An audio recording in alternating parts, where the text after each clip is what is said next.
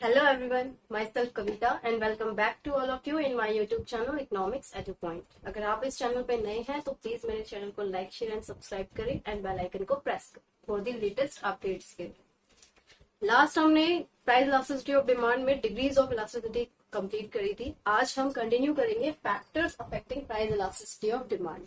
Price elasticity को हम already discuss कर चुके हैं। इसमें अब फैक्टर्स कौन कौन से हैं जो उसे इफेक्ट करते हैं देखते हैं। सो ये मेनली 6 फैक्टर्स हैं जो कि अफेक्ट करते हैं प्राइस इलास्टिसिटी ऑफ डिमांड को, जो कि है nature of commodity, availability of substitutes, income level, level of price, postponement of consumption and number of users. ये हम ऑलरेडी डिस्कस कर चुके हैं। Degrees of elasticity, ED is equals to infinity है तो यानी कि हमारी डिमांड क्या है, इलास्टिक है। ईडी इज इक्वल्स टू 0 यानी inelastic demand. ED is less than 1 यानी less elastic demand. ED is greater than 1 high elastic demand and ED is equals to 1 is unitary elastic demand. Okay, nature of commodity की अगर हम बात करें तो हर person की जो commodity का नेचर है उसे परचेज करने का वो अलग अलग होता है। कोई अपने कंफर्ट लेवल के अकॉर्डिंग उसे कंज्यूम करता है किसी कमोडिटी को, कोई अपनी नेसेसिटी के अकॉर्डिंग करता है, कोई लग्जरी के अकॉर्डिंग करता है। तो इसके हमारे पास तीन पार्ट्स में डिवाइडेड है नेचर ऑफ कमोडिटी। जैसे कि फर्स्ट है नेसेसिटी,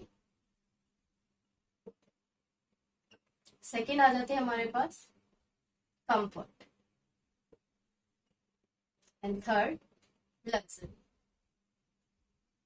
अब नेसेसिटी की बात करें तो नेसेसिटी कमोडिटीज या गुड्स, ऐसे गुड्स जिनकी डिमांड हमें करनी ही है, जिनके प्राइसेस अगर बढ़ भी रहे हैं या कम भी हो रहे हैं उससे हमारी डिमांड पर कोई इफेक्ट नहीं हो रहा है।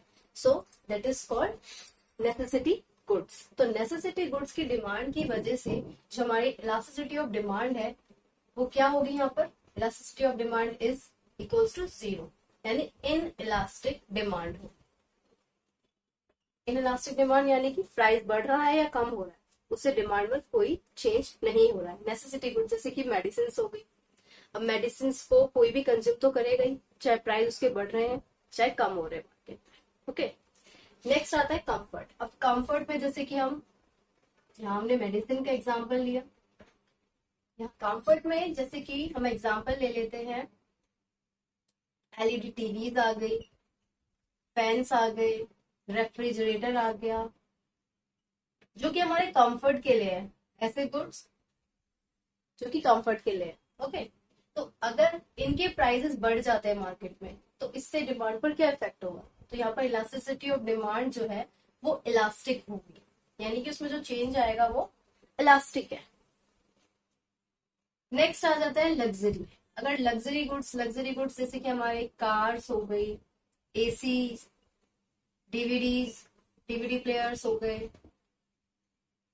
ओके, अगर लग्जरी गुड्स की प्राइसेस में इंक्रीज होता है या डिक्रीज होता है तो इससे हमारी डिमांड पर क्या इफेक्ट होगा, यहाँ पर जो इलास्टिसिटी ऑफ डिमांड है वो क्या हो जाएगी, हाई इलास्टिक,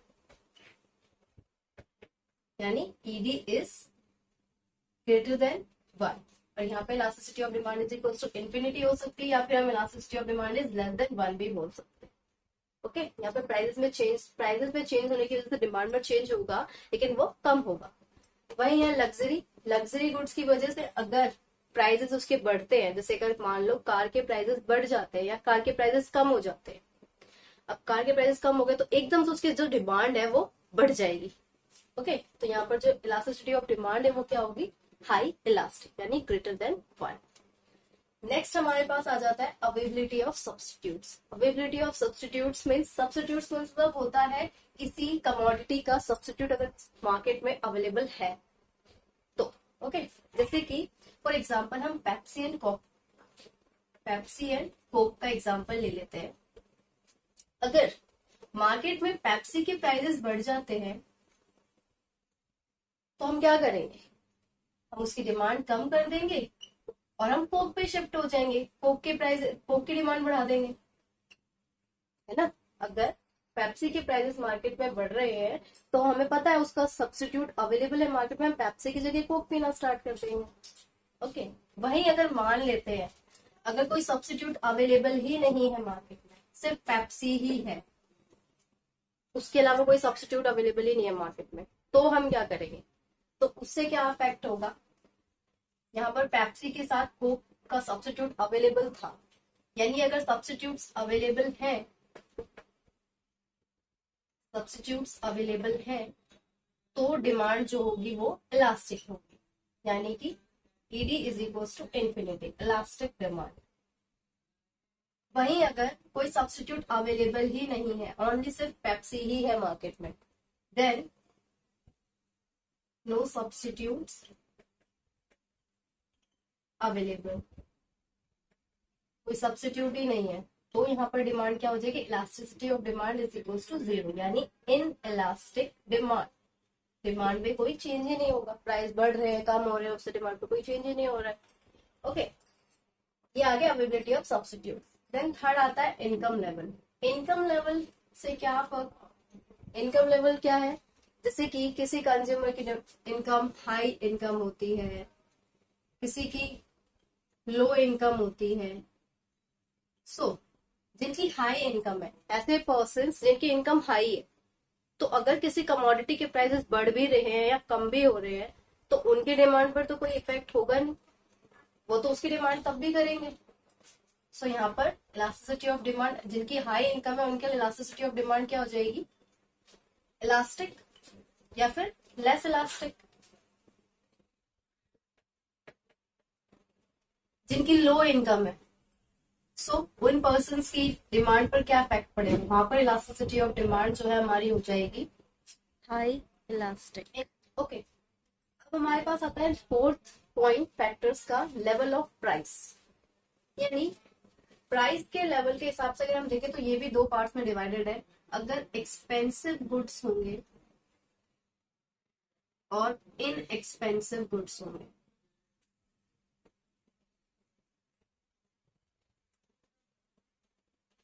मीन्स अगर एक्सपेंसिव गुड्स हैं तो इनके प्राइसेस में अगर इंक्रीज होता है तो हमारी डिमांड पर इसका क्या इफेक्ट होगा? एक्सपेंसिव गुड्स जैसे कि हम ले लेते हैं एसी हो गया, लैपटॉप हो गया, अगर इनके प्राइसेस में एकदम से इंक्रीज होता है, प्राइसेस बढ़ रहे हैं या कम हो रहे हैं, तो हमारी जो डिमांड है, यहाँ पर जो हमारी इलास्टिसिटी ऑफ डिमांड है वो क्या हो जाएगी? इन्फिनिटी, यानी इलास्टिक डिमांड होगी।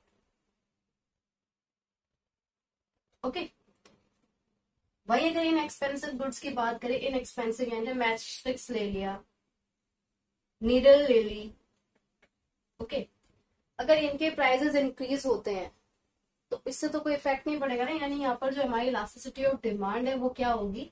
इन इलास्टिक, यानी जीरो होगी, या फिर हम बोल सकते हैं लेस देन 1 होगी।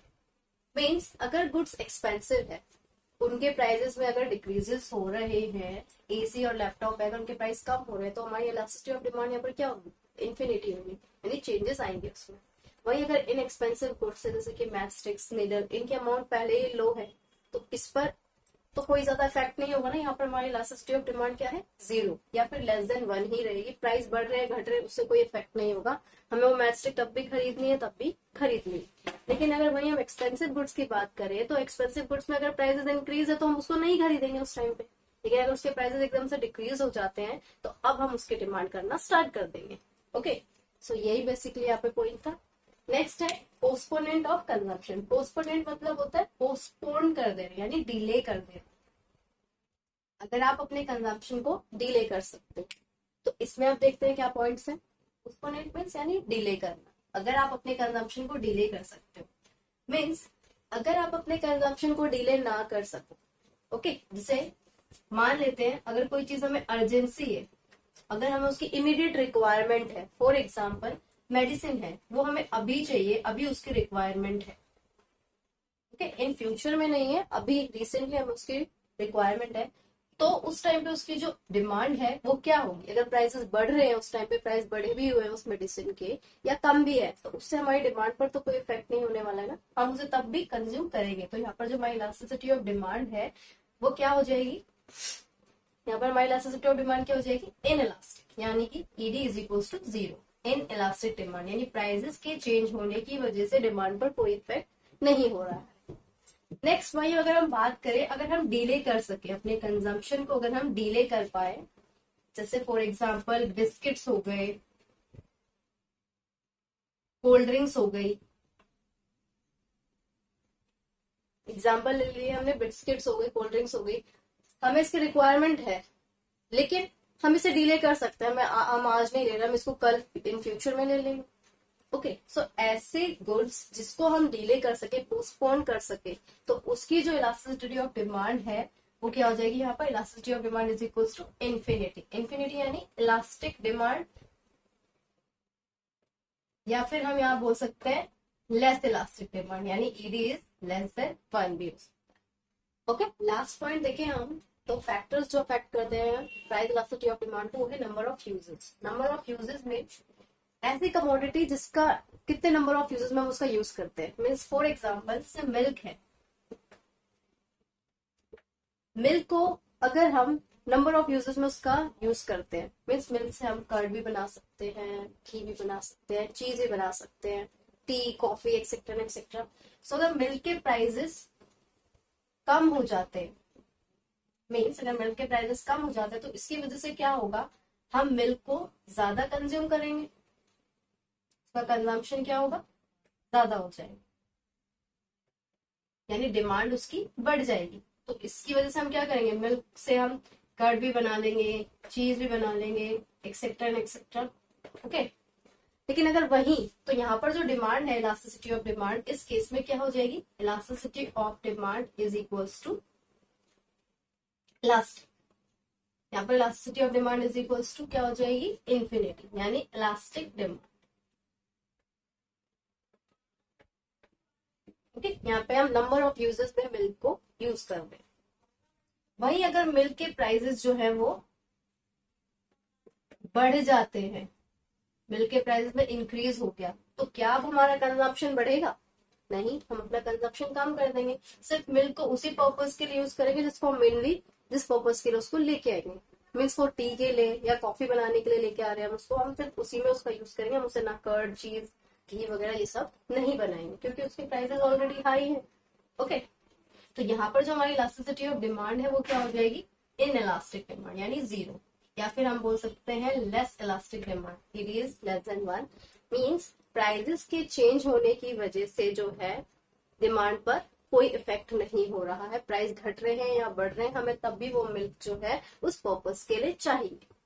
ओके, टी, कॉफी अगर हमें बनाना है तब भी हमें वो मिल्क चाहिए, लेकिन अगर उसकी डिमांड, अगर उसके प्राइसेस में डिक्रीज हो जाता है, तो वहां पर जो हमारी इलास्टिसिटी ऑफ डिमांड है वो इन्फिनिटी हो जाती है, यानी यहाँ पे हमारी डिमांड जो है इलास्टिक डिमांड हो जाती है। हम उसे सिर्फ सिंगल यूज में लेके आ रहे हैं, तो वहां पर जो हमारी डिमांड है वो elasticity of demand is equal to 0 होगी, यानी elastic demand.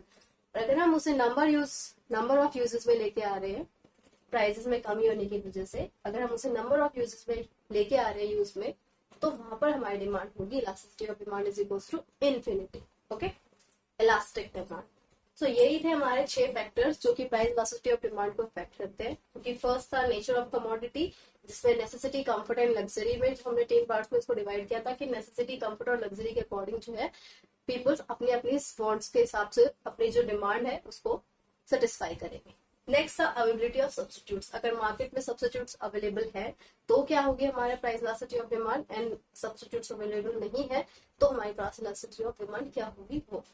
Next income level था, इनकम लेवल किसी कंज्यूमर की इनकम अगर हाई है या किसी की लो है तो उससे हमारी प्राइस इलास्टिसिटी ऑफ डिमांड पे क्या इफेक्ट होता है। Then level of price, price के लेवल के हिसाब से, यानी अगर कोई चीज एक्सपेंसिव है या इनएक्सपेंसिव है तो उसके प्राइसेस में इंक्रीज होता है या डिक्रीज होता है, तो क्या इफेक्ट होगा इलास्टिसिटी ऑफ डिमांड में। नेक्स्ट आप पोस्टपोनमेंट ऑफ कंजम्पशन, अगर आप अपने कंजम्पशन को पोस्टपोन कर सको, डिले कर सको या ना कर सको तो क्या इफेक्ट पड़ता है। एंड लास्ट है नंबर ऑफ यूजेस, आप कितने नंबर ऑफ यूजेस में उस गुड्स को लेके आ रहे हो। अगर आप उसको सिर्फ सिंगल पर्पज के लिए ला रहे हो जिसके लिए आपको मेनली उसको लाना है, उसके प्राइसेस का बढ़ रहे हैं और आप उसको सिंगल पर्पज के लिए यूज में लाना चाहते हो, देन आपकी इलास्टिसिटी ऑफ डिमांड इज 0 होगी, जो कि है इलास्टिक डिमांड या लेस इलास्टिक डिमांड में आप यहाँ पे बोल सकते हो। और वहीं अगर उसके प्राइसेस में कमी होने की वजह से आप उसको नंबर ऑफ यूजर्स में यूज कर सकते हो, यानी उससे आप बहुत सारी चीजों में उसमें इस्तेमाल कर रहे हो, तो वहां पर आपकी डिमांड जो है elasticity of demand is equals to infinity होगी, यानी इलास्टिक डिमांड। सो आज की क्लास में बस इतना ही, फैक्टर्स अफेक्टिंग प्राइस इलास्टिसिटी